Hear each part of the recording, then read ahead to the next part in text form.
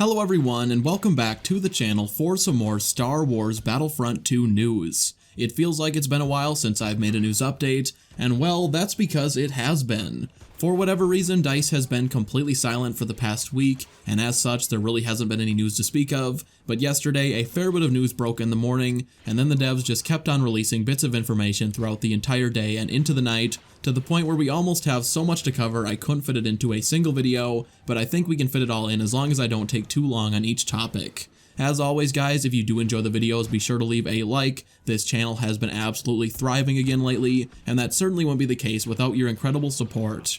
Anyway, with all of that out of the way, let's just jump right into the news, starting off with the November community calendar, which was released yesterday morning, and if I'm being honest, this is probably the most bland calendar we've had so far. I really think DICE needs to start getting a little more creative with their events, because this one just shows their copy and paste attitude towards these events. The first November event begins this weekend on the 8th and runs through to the 11th, and is a fast spawn event in Blast and Strike, so 1 second spawns. I rarely touch Blast or Strike, and even if I did, 1 second spawns wouldn't excite me. Also, I have absolutely no idea why the background art for this event is an image of Drop Zone from Battlefront 2015. It makes no sense to use art from a different game mode of a mode we don't even have in Battlefront 2. The following weekend, so from the 15th through to the 18th, will just be double XP to celebrate Jedi Fallen Order. For those asking, of course I'll be covering the game around release. I am really excited to play through the campaign as I love a good single player game. For the third weekend in November, Fast Spawn as well as Triple XP will be active in both Hero Starfighters and Starfighter Assault. If you need to rank up any hero ships, and because 99% of players do not have hero ships fully leveled up, I'd say that's most of you, this is your chance if that's something you want to do. Finally, for the last weekend, which spills into December, we're getting a slightly modified boots on the ground event that will include vehicles alongside reinforcements and troopers, so basically just a no hero weekend. If that's your jam or you just never get a hero anyway, this could be for you, but I am probably going to stick to other modes during this event. Also worth mentioning, as always, double XP will be active every Wednesday for 24 hours, which I don't think will be changing anytime soon. I think that's just a given from here on out. Overall, I am anticipating a total of 0 of these events, and from what I can tell over on Twitter, the majority of the community is in agreement. There's really nothing to be excited about event-wise this month.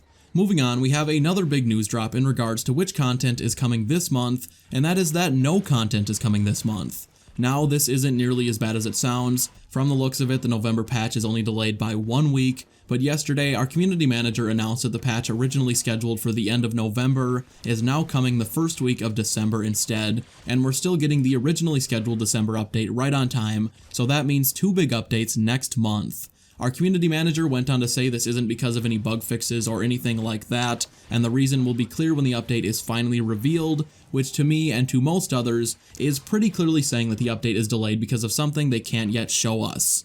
Some people have been speculating Mandalorian or Jedi Fallen Order related content, but Ben shut that down completely over on the forums, and specifically said there are no plans for any Jedi Fallen Order related heroes, like the second sister who, by the way, would be so cool in Battlefront. I think she'd make for an amazing hero.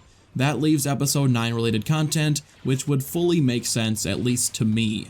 However, what is doubly confusing about this entire situation is over on the Battlefront forums, Ben specifically said that only one of the 2 December updates is going to be based around the Rise of Skywalker, and I think it's safe to assume the Rise of Skywalker update is going to be the one released next to the movie, so I really don't know what the reasoning is for this month's delay. This patch should have nothing to do with the movie, so what is the delay for? In general, I'm realizing we really have no idea what is coming with the update next month. When the updated roadmap was first revealed, the community transmission very specifically mentioned reinforcements twice, once in the November to December section, and then a second time saying they were developing Rise of Skywalker reinforcements. This led many to believe we'd be getting the Rise of Skywalker reinforcements in addition to a second set sometime in November, and Ben did specifically say those were separate things and separate reinforcements, but then yesterday Ben said reinforcements were never coming earlier than December, and that they can't talk about them for reasons, which all but confirms we are only getting the sequel trilogy reinforcements,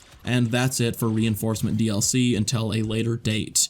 The subreddit was not happy about that comment, because pretty much everyone was under the impression there were 2 separate reinforcement drops, because that is the way DICE made it seem.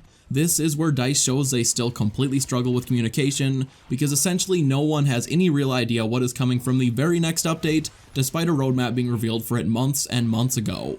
Next up, if you guys are like me and wondering why community transmissions have come to a grinding halt, despite how consistent DICE was with them in September and October, Ben did say over on Twitter that almost all of their community transmissions are completely on hold because of potential spoilers for Episode 9.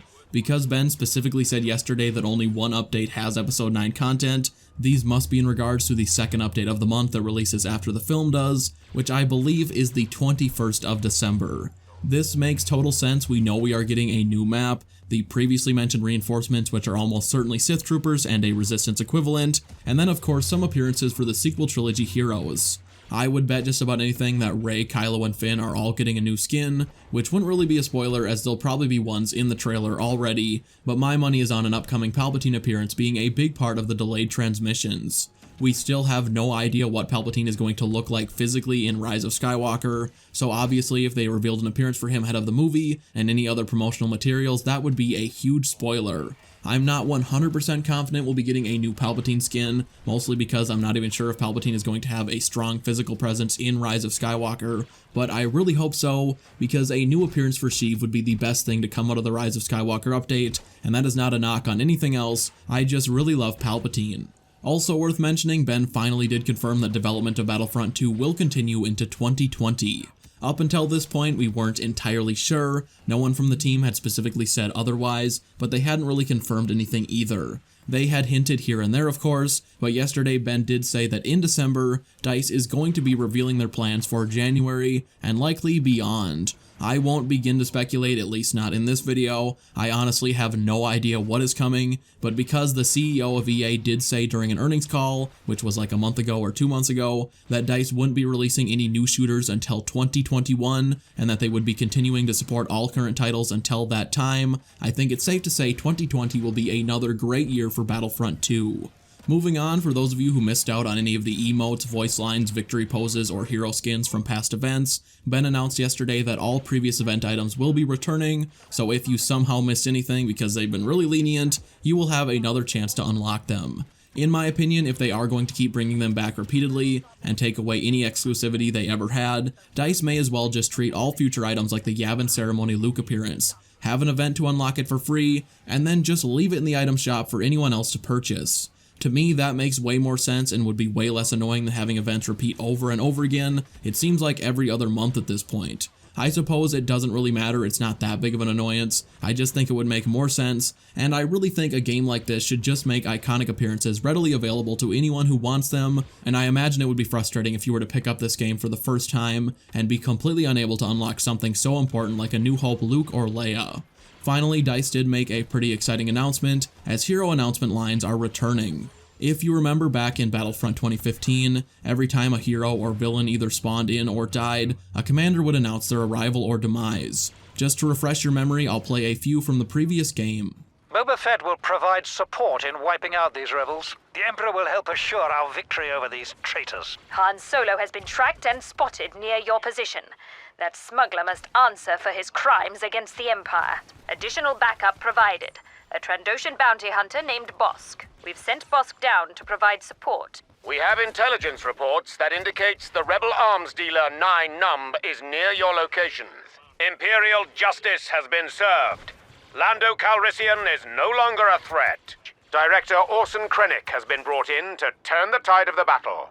Solo has finally paid for his crimes. Over on Reddit, the developer who is in charge of hero dialogue in Battlefront confirmed that DICE will be bringing in voice actors to record Battlefront 2015 style hero announcement lines for all of the current heroes in Battlefront 2. This is amazing news. One of my biggest pet peeves is when certain announcers call out extremely well-known heroes and just call them an unknown operative or something similar, when in reality, literally everyone would know who they are. This will add way more personality and way more realism, and is also going to be super useful for knowing which heroes are taken and which are available, and also which to look out for. Well guys, that is going to do it for today's video. If you enjoyed it, please be sure to leave a like, and if you are new to the channel, make sure you subscribe so you never miss a future upload. Thank you all so much for watching, and I will see you in the next one. Bye.